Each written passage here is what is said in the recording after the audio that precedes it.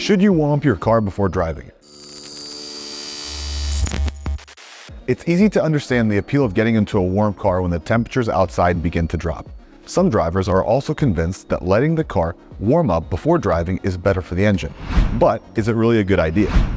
An engine is fully lubricated long before it reaches full operating temperature. When your car sits for an extended period of time, the oil drains down to the bottom of the oil pan.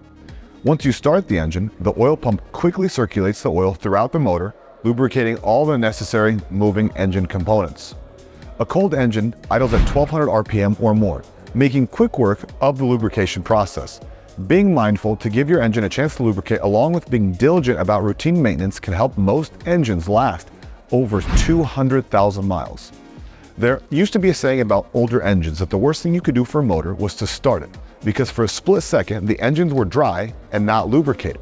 Modern cars have improved in technology to the point where your engine is fully lubricated within 20 to 30 seconds. So by the time you get in, start the car, put on your seatbelt, and get comfortable, the engine might not be at operating temperature, but it's completely lubricated and you're okay to drive.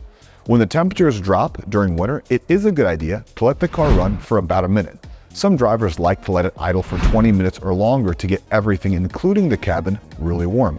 But the fastest way to warm up an engine is by driving.